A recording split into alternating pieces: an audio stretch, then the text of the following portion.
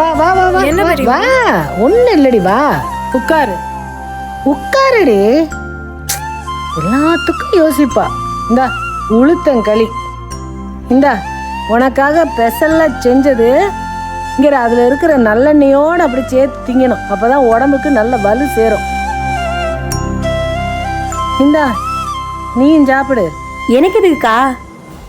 நீ என்ன சின்ன பிள்ளை மாதிரி கை கால் வலிக்குது மூட்டு வலிக்குதுங்கிற, சாப்பிடு. இப்ப நான் தான் சாப்பிட்டா கோவம் தணிஞ்சிருந்தான் சாப்பிடாம கிடைக்கேன். சரி பரவாயில்ல, கொடுங்க. வாசனை நல்லா இருக்கு. இந்தா இந்தா நீங்களும் சாப்பிடுங்க. சாப்பிடுப்பா, நல்லா இருக்கும். சித்தி எவ்வளவு ஒழுங்கா சாப்பிட சொல்லுங்க. சாப்பிடு சாப்பிடு, மிச்சம் வைக்க கூடாது. நீயும் சாப்பிடு. கருப்பட்டி கொஞ்சம் கம்மியா இருக்கோ? என்னதான் ஆங்காரம்னாலும் ருசி மட்டும் கரெக்டா கேக்குது இல்ல? கருப்பட்டி கம்மியா இருக்காமல.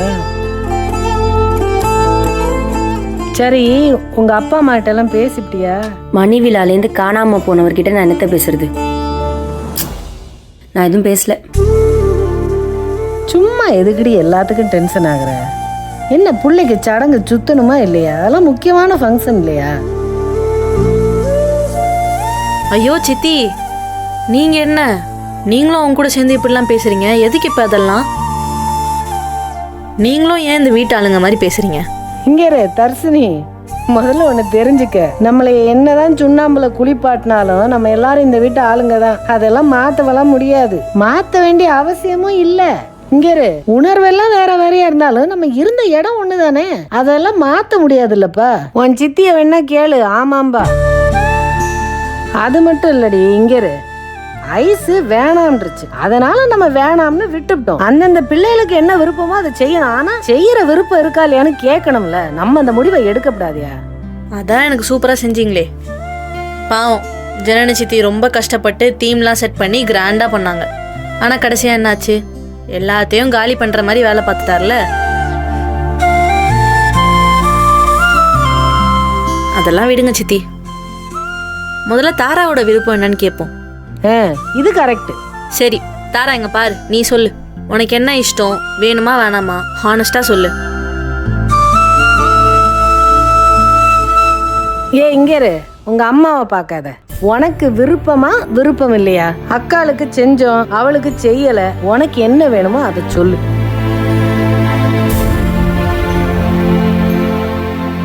எனக்கு ஓகே தான் பெரியம்மா. நல்லது, தைரியமா சொல்லுடி. இங்கே புள்ள சொல்லிருச்சு, இதுக்கு மேல செய்யாம விடக்கூடாது. வேணாங்கிறவங்கள விட்டுறலாம். இதுக்கு மேல அதுக்கான வேலையை பாக்குற வழியை பாரு. இந்த கோவத்தை எல்லாம் எடுத்து மூட்டை கட்டி வச்சுட்டு ஃபங்க்ஷனை பண்ற வழியை பார்ப்போம்.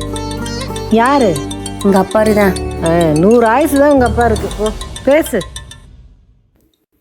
சொல்லுங்கப்பா. அம்மா, அன்னைக்கு இருந்த சூழ்நிலையில உங்ககிட்ட சரியா எதுவும் பேச முடியல. பிள்ளைக்கு சடங்கு சுத்தணும்ல, அதான் நானும் அம்மாவும் துணியை எடுத்துட்டு வந்து கடைக்கு வெளில நிக்கிறோம். இனிமே தான் அங்க வரணும். பிள்ளைக்கு ஏதாவது செய்யணும்லம்மா? பிள்ளைக்கு செய்யணும். எனக்கு சடங்கு சுத்தினீங்களா? என்னம்மா அப்படி கேக்குற? எனக்கு மறந்துடுச்சு, அதான் கேக்குறேன். அத்தை மாமா சொந்தக்காரங்களெல்லாம் அழைச்சி சந்தன மகால்ல செஞ்சமே, உனக்கு ஞாபகம் இல்ல? இப்ப அதெல்லாம் செஞ்சு நான் என்ன வாழ்வான வாழ்வு வாழ்ந்துட்டேன்? என்னவோ போங்க. நான் எதுவும் வேணாம் தான் நினைச்சேன். உங்க பேத்தி ஆசைப்படுது, பார்க்கலாம். எப்படி உங்களுக்கு ஒரு என்டர்டெயின்மெண்ட் இருக்கும், வாங்க பார்த்துக்கலாம். சரிம்மா, நேரில் வரேன், பேசிக்கலாம். என்னங்க சொன்னா நந்தினி? எல்லாம் பேசிட்டேன், வா போலாம். அக்கா, கோர்ட்டுக்கு போனவங்க நிலைமை என்னன்னு தெரியலையே. ஒருவேளை கோர்ட்டுக்கு போனவர் அப்படியே ஜெயிலுக்கு போயிட்டா எங்க அப்பா அம்மா வர நேரத்துக்கு தான் இப்படி ஆகி போச்சுன்னு பெரிய பிரச்சனை பண்ணுவாங்களே. இல்லை நான் மட்டும் மாலை போட்டு மரியாதையை செய்ய போறாங்க. சி, என்ன வாழ்க்கையோ. அப்பா அம்மா வீட்டுக்கு வர்றது எவ்வளோ பெரிய டென்ஷனாக இருக்கு. வரட்டும், பார்த்துக்கலாம். என்ன நடக்குமோ அது அப்ப நடந்துக்கிறட்டும்டி. நம்ம ஏன் அப்படி யோசிக்கணும்? நல்லாவே செய்வோம். இங்கே சிரிச்ச மாதிரி வச்சுக்க முகத்தை பாரு. போங்க, சாப்பிடு முதல்ல. நல்லா இருக்கா? இங்க முகரை பார்த்து அப்படி தெரியலையே. சரி சாப்பிடுங்க, வேலை கிடக்கு எனக்கு.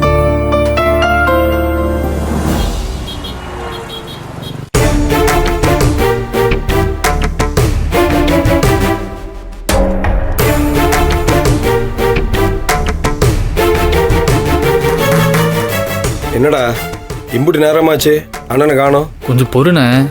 ஜட்ஜு கேஸ் விஷயத்தெல்லாம் படித்து பார்த்துட்டு தானே சொல்லுவாங்க. நேரம் ஆக தான் செய்யும். இல்லடா எனக்கு ஏதோ பக்கு பக்குன்னு இருக்குடா. அவரு இங்கே பேசின மாதிரி உள்ளேயும் போய் எனக்கு ஜாமீன் வேணாம் பரோலும் வேண்டான்னு சொல்லிட்டாருன்னா எல்லாமே முடிஞ்சிருமேடா. அண்ணே ஏன்னா அதையே பேசிக்கிட்டு இருக்க? அவர் நிச்சயம் வெளியே வந்துடுவார். தம்பி ஒரு விஷயம் மட்டும் சொல்லணும்னு தோணுது தம்பி. தயவு செஞ்சு நீங்க என்னை தப்பா நினைச்சுக்காதீங்க. எங்க வீட்லயும் தான் பொம்பளை ஆளுங்க இருக்கிறாங்க. ஆனா உங்க வீட்டுல இருக்கிற மாதிரி பொம்பளை ஆளுங்களை நான் எங்கேயுமே பார்த்தது இல்ல தம்பி. எல்லாத்துலயும் வெட்டி கௌரவம் பாக்குறாங்க தம்பி. எல்லார் வீட்லயும் குடும்பத்தை வச்சு அதுக்கப்புறம் தன்னை நினைக்கணும்.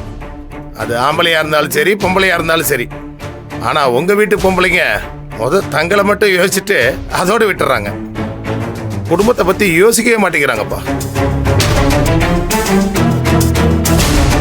உங்க அண்ணன் என்னை கூப்பிட்டு தனியா மனசை விட்டு எவ்வளவோ பேசியிருக்காரு. எப்ப பேசினாலும் குடும்பம், தம்பிங்க, அம்மா இதையே பத்தி தான் பேசுவார். அவரை பத்தியோ சொத்தை பத்தியோ பணங்காசை பத்தியோ இதை பத்தி பேசுனதே கிடையாது. உழைச்சோம் வந்துச்சு அதோட நிப்பாட்டிக்குவார். ஆனா குடும்பத்து மேலேயும் உங்க மேலேயும் உசுரா இருக்கார் தம்பி. இந்த குடும்பமே அவருக்கு ஆப்பு வைக்கிறதுன்னு தெரிஞ்சதுதான் ரொம்ப வேதனையா இருக்குப்பா. எப்பா நானெல்லாம் தொழில் விஷயமா ஒரு வாரம் வெளியூர் போவேன். மாச கணக்கா வெளியில சுத்துவேன். இது வரைக்கும் என் பொண்டாட்டி ஒத்த வார்த்தை கேட்டது கிடையாது. ஏங்க பத்திரமா போயிட்டீங்களா அதுதான் கேள்வி வரும். அதை கூட நான் நல்ல மூடில் இருக்கிறேன்னு பிள்ளைங்கிட்ட கேட்டு தெரிஞ்சுக்கிட்டு தான் எனக்கு ஃபோன் பண்ணி கேட்பான். ஏப்பா 2 மாடும் சமமா இருந்தாதான் வண்டி ஓடுங்கிறது ஒரு பேச்சுக்காக தான். அது வண்டி வாழ்க்கை கிடையாது. புருஷனை எல்லாரும் முன்னாடியும் கௌரவமா உட்கார வச்சு பின்னாடி இருந்து அழகு பார்க்கறது தான் பொண்டாட்டிங்க லட்சணம். அதை விட்டுட்டு நான் அவன் தலை மேல ஏறி தான் உட்காருவேன் அப்பதான் உலகம் தெரியும்னு சொல்லி பேசுறதுலாம் ஒரு பேச்சாப்பா? எல்லாம் உங்க அண்ணனை தான் தம்பி சொல்லணும். படிச்ச பொண்ணை தான் கட்டி வைக்கணும்னு தேடி அலைஞ்சு பிடிச்சி கட்டி வச்சாரு. அதுக்கு இப்ப ஜெயிலு வரைக்கும் போய் அனுபவிக்கிறாரு.